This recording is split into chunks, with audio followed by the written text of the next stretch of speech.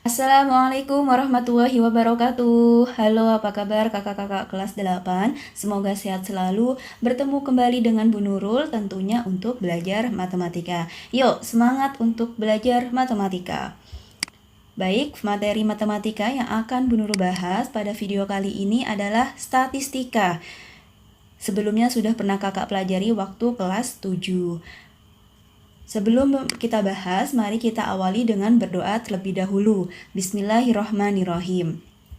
Oke, kita harus tahu dulu kompetensi dasar bab statistika, yaitu menganalisis data berdasarkan distribusi data, nilai rata-rata, median, modus, dan sebaran data untuk mengambil kesimpulan, membuat keputusan, dan membuat prediksi. Lalu, menyajikan dan menyelesaikan masalah yang berkaitan dengan distribusi data, nilai rata-rata, median, modus, dan sebaran data untuk mengambil kesimpulan, membuat keputusan, dan membuat prediksi. Nah, kita juga harus tahu tujuan pembelajarannya. Pada video kali ini, dengan menyimak video ini, diharapkan kakak bisa membaca data dari distribusi data yang disajikan. Yang kedua, menganalisis data dari distribusi data yang disajikan. Dan yang ketiga, membuat kesimpulan atau keputusan atau prediksi dari distribusi data yang disajikan. Nah, berikut bentuk penyajian data. Kita review sedikit ya, statistika di kelas 7 ada apa saja. Nah, ini merupakan bentuk penyajian data tabel. Lalu yang ini penyajian data dalam bentuk diagram batang. Selanjutnya ada penyajian data menggunakan diagram garis. Dan ini penyajian data menggunakan diagram lingkaran. Masih ingat ya kak ya? Nah, untuk di kelas 8 melanjutkan dari materi kelas 7, yang harus kakak bisa adalah membaca, menganalisis, dan memprediksi atau menyimpulkan dari data yang disajikan. Jadi ada 3 level ini yang harus kakak kuasai. Kita langsung saja ke contoh ya. Yang pertama tentang data pada diagram batang. Ini ya tampilan diagram batang. Berikut soalnya, diagram batang di samping menunjukkan banyak siswa SMP Kartini menurut jenis kelamin dari angkatan tahun 2015 sampai 2018. Nah, dari diagram batang ini, yang biru ini laki-laki dan yang merah artinya perempuan. Pertanyaannya, pada angkatan tahun berapakah dengan jumlah siswa laki-laki paling sedikit? Yang kedua, berapa selisih antara siswa perempuan terbanyak dengan yang paling sedikit dari keempat angkatan tersebut? Oke, mari kita bahas untuk pertanyaan yang pertama. Nah, ini levelnya membaca. Jadi cukup kakak perhatikan dan kakak baca diagram batang ini. Nanti kakak akan bisa menjawab pertanyaan nomor 1. Siswa laki-laki yang paling sedikit. Tadi siswa laki-laki ditunjukkan dengan yang warna biru. Nah, dari diagram batang ini yang paling sedikit berarti yang diagram batangnya itu yang paling rendah ya. Yang mana dari diagram batang yang warna biru yang paling rendah yang mana? Oh, yang ini. Nah, berarti jawabannya adalah angkatan tahun 2016 karena ada 75 orang ya. Jadi masih ingat ya, untuk yang di sebelah kiri ini artinya banyaknya atau frekuensi. Nah, ini yang di bawah, yang mendatar, menunjukkan tahun. Oke, yang kedua, yang ditanya berapa selisih antara siswa perempuan terbanyak dengan yang paling sedikit dari keempat angkatan tersebut. Sekarang yang perempuan, yang warnanya merah. Selisih berarti pengurangan dari yang terbanyak dengan yang paling sedikit. Yang paling banyak yang mana? Oh, berarti yang paling tinggi, yang merah yang paling tinggi ini, yaitu 150 siswa. Dan yang paling sedikit yang paling rendah, yang merah yang paling rendah yang ini, ada 100. Sehingga selisihnya adalah 150 dikurang 100, yaitu 50 siswa. Dari pertanyaan nomor 2 ini merupakan level menganalisis. Jadi ketika kakak sudah bisa menjawab pertanyaan nomor 2, berarti kakak sudah bisa menganalisis data pada diagram batang ini gitu. Mari kita lanjutkan. Yang kedua, kita ke contoh menganalisis data pada diagram garis. Nah, ini ya diagram pengunjung kebun binatang Kota Medan. Pertanyaannya, diagram garis berikut menunjukkan banyak pengunjung kebun binatang Kota Medan pada bulan Januari sampai Juni tahun 2020. Banyak pengunjung yang berasal dari luar Kota Medan pada bulan Januari adalah 75% dari total pengunjung pada bulan tersebut.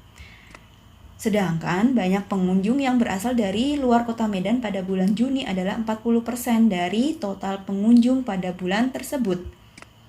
Pertanyaannya, apakah banyak pengunjung yang berasal dari luar Kota Medan pada bulan Januari lebih banyak dibandingkan pada bulan Juni? Oke, berarti dari pertanyaan ini masuk ke dalam level menyimpulkan ya. Berarti kita harus menganalisis dulu baru bisa menyimpulkan untuk menjawab pertanyaan ini. Oke, berarti kita harus mencari pengunjung yang berasal dari luar Kota Medan pada bulan Januari ada berapa banyak sih?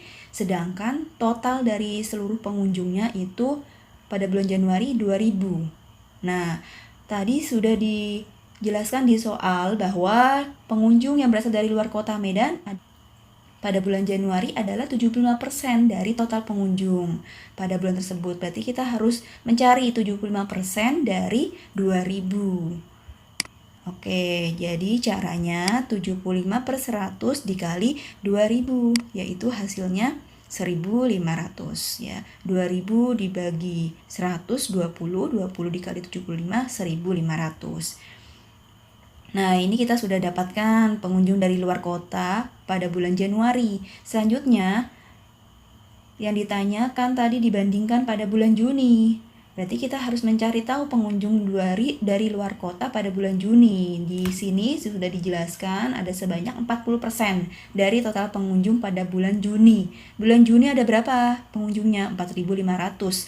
Sehingga 40% dari 4.500 yaitu caranya dikali lagi ya. Pengunjung dari luar kota pada bulan Juni 40/100 dikali 4.500.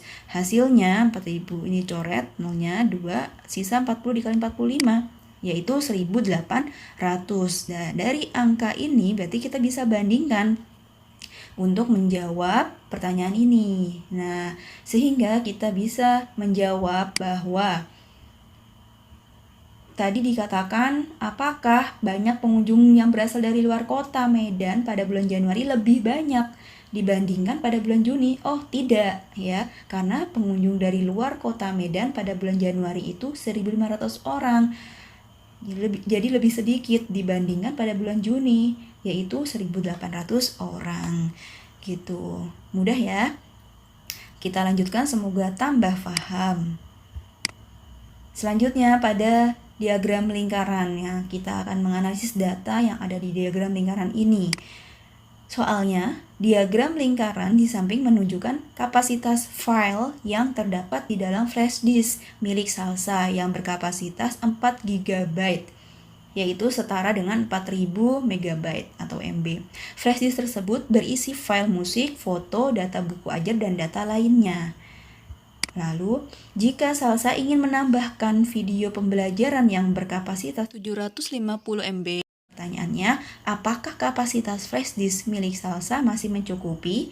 Nah, ini sering kita alami ya ketika kita memiliki flash disk atau penyimpan data lainnya, kita kadang berpikir ketika sudah penuh filenya, apakah kita bisa memasukkan file yang lainnya. Nah, mari kita selesaikan. Jadi untuk pertanyaan pada soal ini merupakan level memprediksi ya. Oke, dari diagram lingkaran ini, nah ini sudah dijelaskan persentasenya ya. Isi dari file yang ada di flash disk milik Salsa. Nah, di sini ada keterangan kosong 10%. Berarti kita fokusnya ke yang kosong ini untuk menjawab pertanyaan pada soal ini. Ya, berarti kita mencari tahu berapa megabyte file yang kosong ini, karena di sini kan bentuknya persen. Berarti kita harus menghitung dulu 10% dari total kapasitas flash disknya, yaitu 4000 MB. Sehingga 10%, 10/100 dikali 4000. Hasilnya 400 MB. Sedangkan tadi videonya yang akan ditambahkan salsa adalah 750 MB. Oh, berarti lebih besar, sehingga jawaban dari pertanyaan ini, apakah kapasitas flash disk milik salsa masih mencukupi? Jawabannya, flash disk milik salsa tidak mencukupi untuk ditambahkan video pembelajaran yang berkapasitas 750 MB, karena yang kosong hanya 400 MB gitu. Oke, kita lanjutkan ke contoh soal yang terakhir. Kita analisis data pada bentuk penyajian tabel ini ya. Ini masih ada kelanjutannya dengan yang sebelumnya ya. Tabel di samping menunjukkan album-album pada file musik di dalam flash disk milik salsa. Kapasitas flash disk yang kosong adalah 400 MB tadi ya di soal sebelumnya. Salsa tetap ingin menambahkan video pembelajaran yang berkapasitas 750 MB, sehingga dia harus menghapus beberapa file yang ada. Dia hanya ingin menghapus file maksimal 3 album pada file musiknya ini. Ya, data kapasitas album-album yang ada di file musiknya di sini ya. Cara membacanya ya sudah paham ya, album A kapasitasnya 75 MB, album B 85 MB dan seterusnya. Nah, pertanyaannya, apakah salsa bisa menambahkan video pembelajaran ke dalam flash disknya dengan ketentuan tadi? Oke, mari kita selesaikan. Dari pertanyaan ini termasuk level membuat keputusan ya, keputusan apa yang harus diambil salsa, mana yang harus dihapus salsa supaya salsa bisa menambahkan video pembelajarannya. Oke, kita analisis. Tadi tambahan filenya, video pembelajarannya ukurannya 750 MB. Sedangkan flash disknya kapasitas kosongnya itu 400 MB, sehingga kurang berapa MB? 750 dikurang 400, yaitu 350 MB. Ini kekurangannya. Nah, mari kita analisis. Kita pilih saja dari album-album ini, mana sih yang kapasitasnya besar? Tadi kan maksimal 3 album yang harus dihapus. Oke, kita ambil 3 album, yaitu di C, E, dan F ya, karena kita lihat yang kapasitasnya yang paling besar.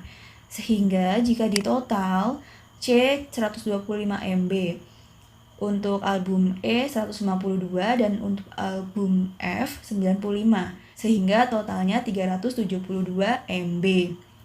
Oke, berarti kita bisa menghapus file album C, E, dan F ya, sehingga dari pertanyaan tadi, apakah salsa bisa menambahkan video pembelajaran ke dalam flash disknya? Ya, salsa bisa menambahkan video pembelajaran yang berkapasitas tadi 750 MB dengan menghapus file musik album C, E, dan F. Tapi mungkin selain pilihan ini, ada pilihan lagi yang lainnya. Nah, ini nanti silahkan kakak cari sendiri, kakak pikirkan sendiri, kakak tentukan sendiri mana selain yang kita hapus adalah CEF, mana lagi yang bisa dihapus. Hanya maksimal 3 album yang dihapus supaya muat file berkapasitas 750 MB. Baik, semoga paham dengan penjelasan Bu Nurul. Nah, di sini ya, kakak harus selalu belajar lebih giat. Lakukan yang terbaik, maka kehidupan yang baik akan mengikuti. Terima kasih sudah menyimak video sampai selesai. Bu Nurul akhiri. Wassalamualaikum warahmatullahi wabarakatuh.